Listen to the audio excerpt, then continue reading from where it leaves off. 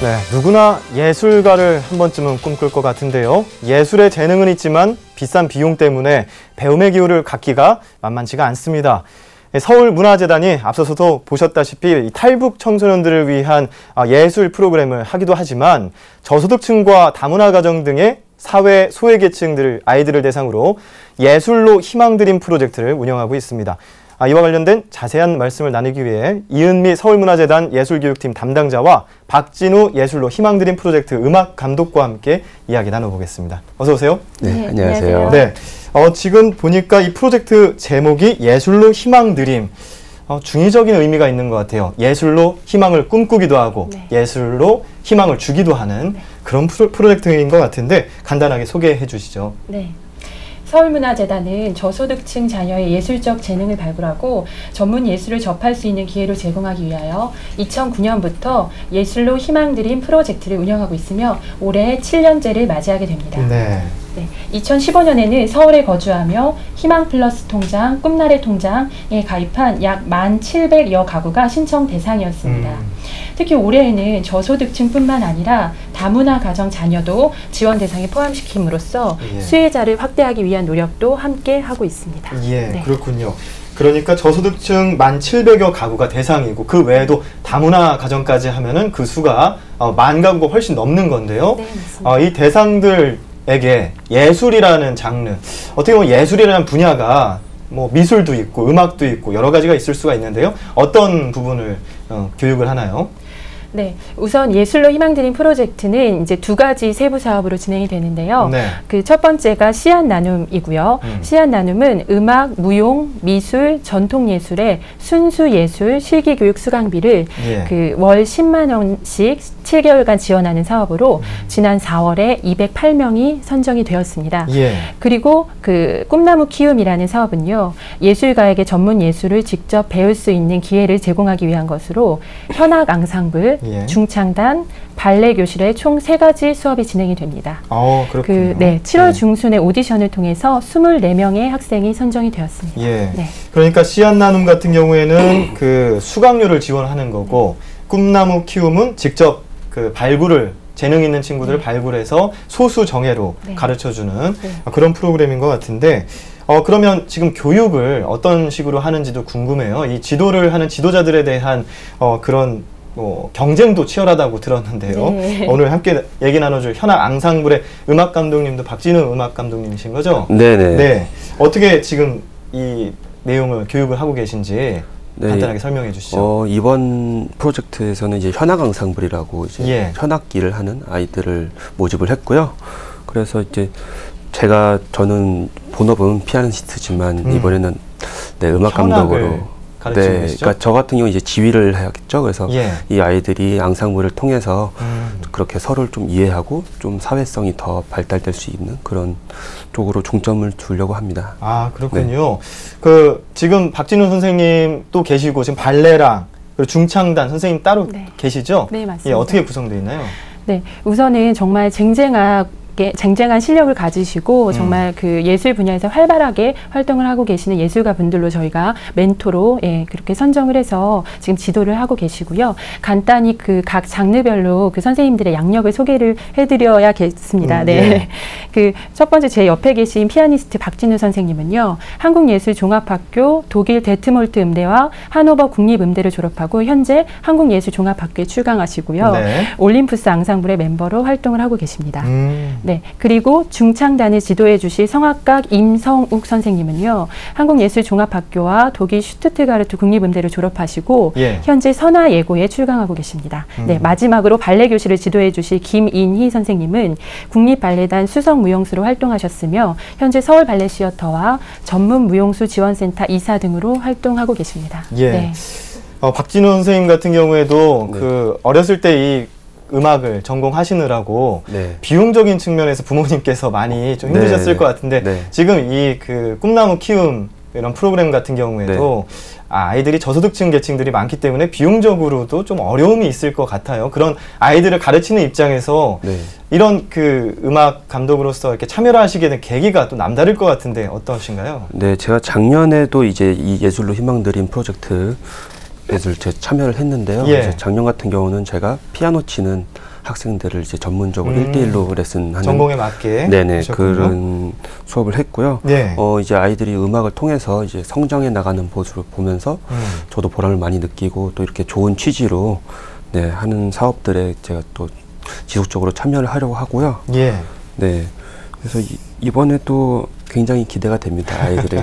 네. 7월 달에 그 오디션을 보고 네. 그 아이들이 지금 어떻게 보면 눈이 반짝반짝하게 선생님 그 어떤 수업을 들으려고 할 것 같은데 네. 7월에 오디션 끝나고 지금 수업이 어떻게 일정이 짜질까요? 방학이 이제 들어가면 뭐 수업 어떤 식으로 될지도 궁금한데요. 수업 일정에 대해서 소개를 주임님께서 해주시겠어요? 아, 네네. 네.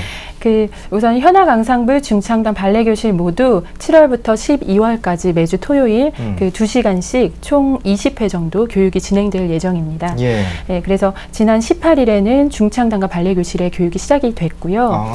예, 현악 앙상블은 이번 주 토요일에 첫 수업을 시작하게 됩니다. 아, 박진호 선생님 네. 이번 주 토요일에 첫 수업 네. 하시네요? 네. 설레시겠어요? 네. 네. 그리고 또 네. 어떻게 계속해서 진행이 되죠? 네, 그래서 아이들이 12월까지 정말 열심히 갈고 닦은 실력을 그 12월에 결과 발표회를 통해서 또 가족과 친구들과 함께 나눌 수 있는 발표회를 마련을 하고 있습니다. 아, 네. 7월부터 12월 어떻게 보면 짧은 시간일 수 있는데 어떤 결과가 나올지 저도 네. 좀 궁금하고요. 학생들을 교육할 때 아무래도 좀 어려운 친구들을 그 교육을 하다 보니까 보람 있었던 일도 있고 또 힘든 일도 있었을 것 같아요. 직접 교육 현장에서 어떤 걸 느끼셨나요? 네, 일단 아이들이 그동안 이제 교육을 받고 싶었지만은 예. 어쩔 수 없이 이제 교육을 받지 못했던 아이들이 많았거든요. 그래서 그 아이들이 이제 음악을 통해서 많은 성격적으로도 그렇고 아니면 자기의 네, 인성이라고 해야 될까요? 그런 것들이 이제 변하는 모습을 보면서 굉장히 보람을 느꼈고요. 또 이제 하나 안타까운 점은 이제 예. 재능이 너무 있는 아이들인데 그 재능이 너무 뒤늦게 발견이 돼서 그 재능을 조금 더 일찍 발견했었으면 어땠을까 하는 그런 아쉬움도 있었어요. 예. 워낙 또 예술계가 그 문턱이 높고 좁다 보니까 아, 이런 부분들 아이들이 꿈은 갖고 있지만 꿈을 현실하는데 실현하는 데까지는 좀 어려움이 많을 것 같은데요. 네네. 그리고 이제 또 감독님께서도 그 어떻게 보면 길목에 길 지킴이를 해주고 계신데 앞으로 뭐 지금 이 프로젝트가 7년 동안 이어오고 있는 프로젝트잖아요. 장기적인 건데 어떻게 보면 이 그 7년 동안 유지될 수 있었던 것도 힘든 부분도 있었겠지만 원동력이 어느 정도 뒷받침이 됐기 때문에 7년이라는 시간을 이어온 것 같은데 어떤 과정이 있었나요? 네, 우선은 예술로 희망드림 프로젝트가 7년 동안이나 이어질 수 있었던 것은 이제 아이들의 어떤 꿈에 대한 그 희망과 열정 때문이라고 생각을 하고요. 예. 그러니까 아이들을 예술을 이제 경험하게 되면서 접하게 되면서 정말 놀랍도록 성장을 하거든요. 그러니까 그러한 어떤 기회가 제한된 아이들, 그러니까 경제적인 어려움 때문에 제한된 아이들에게는 이 기회가 너무나 좀 소중하게 다가올 것 같습니다. 그래서 그동안 많은 아이들이 예술로 희망드림 프로젝트를 통해서 꿈을 찾아 나갔는데요. 서울대학교의 그 음악대학에 진학한 친구도 있고요. 아, 그래요? 네, 각종 예. 콩쿠르에서도 그 어떤 주목할 만한 두각을 보이고 있습니다. 아, 네. 7년이라는 시간이 어떻게 보면 긴 시간인데 그 안에서도 성과가 어느 정도는 나타나기도 했네요. 네, 맞습니다. 일반 학원에서도 지금 음악 교육을 하고 있잖아요. 네. 선생님 같은 경우에는 그 어떤 과정을 거쳐서 지금의 자리까지 오시게 됐나요? 저도 처음에는 예. 뭐 다른 아이들처럼 예. 네, 처음에 이제 학원에서 시작을 하다가 사교육으로 네, 그러다 이제 하시고. 전문적으로 이제 1대1 교육을 받게 되면서 네. 네, 그렇게 진행을 했죠. 저는. 지금 서울문화재단에서 하고 있는 이 예술로 희망드림 프로젝트는 네. 어떻게 보면 사교육하고는 좀 다르잖아요. 패턴이 다를 것 같은데 네. 어떤 식으로 교육에 주안점을 두고 계신가요? 이번 교육 같은 경우는 이제 현악 앙상블이라서 아이들이 이제 많이 모이는 그런 수업인데요. 예. 사실 아이들이 음악을 일단 기본적으로 더 이제 사랑하게 되고 또 음악을 통해서 행복을 느끼게 되고 근데 이게 음악이 절대 경쟁이 아니라 같이 이렇게 어울려서 살아가는 그런 것을 느끼게 하는데 좀 중점을 두려고 하고요. 예. 아무래도 이 아이들이 악기를 배운 지 오래된 아이들이 아니기 때문에 그거에 대해서 너무 이제 스트레스를 주게 되면 또 아이들이 그 음악에 대해서 반감을 가질 수도 있어서 네. 최대한 그런 거를 이제 네, 조심하면서 예. 네, 아이들이 행복하게 음악할 수 있게 하는 점이 네, 이번에 중점을 두고 있습니다. 네. 어떻게 뭐 아이들 중에서 조금 어려운 가정 형편에서 자란 아이들은 정서상으로 다른 아이들에 비해서 조금 어려움이 있어서 이런 음악 같은 거로 치료를 하기도 하고요. 그리고 베네수엘라의 그 엘 시스테마 같은 경우에도 그 빈민층 아이들에게 음악을 가르치면서 아이들에게 희망도 주고 지금은 국가 지원 사업으로 확장이 됐는데 어떻게 보면 예술로 희망드린 프로젝트도 엘 시스테마를 모티브로 하고 있죠? 네. 어떻게 되나요? 어느 정도 공통점을 가지고 있고요. 같은 취지로 시작된 사업은 맞습니다. 그런데 베네수엘라가 정말 엘 시스테마로 그렇게 정말 커다란 효과를 얻었던 데에는 그만큼 이제 그 국가적인 지원이 있었기 때문인데요. 네. 근데 반면에 예술로 희망드린 프로젝트는 현재 그 굉장히 그 적은 예산으로 정말 서울시 예산으로 그렇죠. 서울시 예산으로 진행이 되고 있는데요. 앞으로는 그러니까 더 많은 아이들이 혜택을 누릴 수 있도록 기업의 민간 후원이라든지 이런 부분이 조금 더 확대되었으면 하는 바람입니다. 그렇군요. 예술 교육이 아이들에게 주는 가치, 말로 표현할 수 없겠죠. 어떤 게 있을까요? 네. 말로 표현할 수 없지만 그래도 표현을 한번 해주신다면. 우선은 제가 그 예술 교육 분야에서 굉장히 이제 오랜 시간 동안 이제 일을 해오고 있는데요. 그 예술을 통해서 정말 아이들이 변화되는 모습을 보면 정말 그게 놀라울 정도이거든요. 그래서 그런 것 같아요. 그러니까 아이들이 예술을 접하면서 자신을 굉장히 긍정적으로 바라보게 되고 그리고 자신뿐만 아니라 타인과 소통하는 능력도 향상되는 것을 정말 제가 가까이서 지켜왔기 때문에 예술 교육의 가치가 정말 크다고 할 수 있습니다. 네. 박진우 선생님한테 개인적으로 좀 궁금한 거 있는데요. 음악을 하면 확실히 정서상 도움이 되나요? 네, 도움이 많이 돼요. 어떤 점이 좀 되던가요?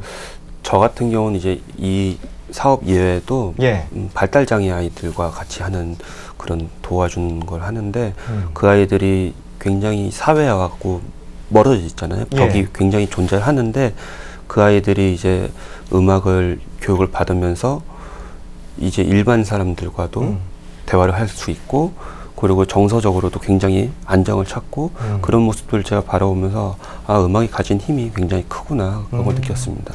그렇군요. 선생님도 정서상 도움 많이 받으셨나요? 학창 시절 어떻게 보내셨어요? 그럼 음악하면서 사춘기는 없었나요? 사춘기 있었죠. 네. 그런데 이제 음악을 기본적으로 하면은 뭐라 그래야 될까? 굉장히 좀 차분해지는 건 있어요. 네. 그리고 저 같은 경우 이제 혼자 있는 시간이 연습한 시간이 많으니까 어떻게 보면 외로울 수도 있지만 또 그 음악을 통해서 굉장히 위로를 받기도 하고 어떻게 보면은 행복감을 느끼기도 하고 그래서 그런 것들이 저한테는 굉장히 도움이 됐던 것 같아요. 저는 그동안 음악이랑 별로 친하지 못했는데 정서상 도움을 받으려고 좀 한번 음악 쪽으로 접근을 더 많이 해봐야겠다는 생각을. 꼭 클래식이 아니어도 되고요. 증언을 해주셨기 때문에 한번 도전을 해보도록 하겠습니다. 자, 예술로 희망드린 프로젝트 앞으로의 비전에 대해서 한번 두 분께 여쭤보겠습니다. 먼저 박진우 선생님께서는 예술로 희망드린 프로젝트 비전 뭐라고 생각하시나요? 네, 이 아이들이 사실 음악적으로 조금 서툴러도 상관이 없어요. 기본적으로 가장 중요한 거는 아이들이 이 음악을 통해서 행복을 느끼는 거고 또 즐거움을 얻고 그런 것을 느끼는 게 가장 중요하다고 생각하고요. 이 프로젝트를 통해서 아이들이 조금 더 행복하고 즐겁게 잘 성장했으면 좋겠습니다. 선생님께서 계속해서 노력해 주실 거라고 생각을 하고요. 이은미 주임께서는 계속해서 이 사업을 진행해 오시면서 비전에 대해서 또 남다른 생각을 하고 계실 것 같은데 어떠신가요? 우선은 저의 말을 하는 것보다는 예술로 희망드린 프로젝트에 참여했던 한 아이의 이야기를 들려드리는 것으로 좀 대답을 대신했으면 합니다. 이제 초등학교 2학년 때 아버지가 돌아가시고 형편이 너무나 안 좋았던 아이가 있었습니다. 근데 이 아이는 피아노를 배운 적도 없었고 악보를 보는 방법조차 몰랐는데요. 그 피아노를 우연히 피아노 소리를 듣게 되고 피아노를 하고 싶다라는 어떤 그런 희망을 가지게 되었습니다. 근데 그러던 와중에 이제 경제적으로 어려운 가정의 자녀에게 그 피아노 레슨을 지원해 준다는 예술로 희망드린 프로젝트를 접하게 되고요. 그 오디션을 보기 위해서 한 달 동안 그 유튜브를 보면서 혼자서 피아노를 익히게 되었습니다. 그래서 그렇게 익힌 그 실력을 이제 그 한 달이 지난 후에 오디션을 통해서 이제 보여주었는데요. 그 실력이 심사위원분들께서 놀라실 정도였다고 유튜브에서 합니다. 동영상을 보면서 배운 솜씨가 네. 그 심사위원들을 놀라게 할 정도였다는 거죠? 네, 네. 놀랐습니다. 네네. 그래서 이 아이는 이제 오디션을 통과를 해서 이제 피아노를 정말 정식으로 배울 수 있게 됐습니다. 예. 그래서 1년이 지난 후에 아이가 피아노 실력이 정말 늘어난 것뿐만 아니라 이전과는 전혀 다른 사람처럼 밝고 긍정적으로 변해 있는 것을 볼 수 있었습니다. 그래서 음악이 아이의 인생을 바꿔놓은 것이죠. 그래서 서울문화재단은 예술로 희망드림 프로젝트를 통해서 앞으로도 아이들이 건강하게 성장할 수 있도록 지원을 계속할 것입니다. 그렇군요. 어떻게 보면 영화 같은 이야기가 지금 현실로 만들어지고 있는 건데요. 서울문화재단의 예술로 희망드림 프로젝트 올해로 7년째를 맞는다고 하는데요. 앞으로도 계속해서 무궁한 발전을 했으면 하는 바람도 해봅니다. 오늘 이은미 서울문화재단의 예술교육팀 담당자와 박진우 예술로 희망드림 프로젝트 음악감독 함께했습니다. 오늘 고맙습니다. 네, 고맙습니다. 감사합니다.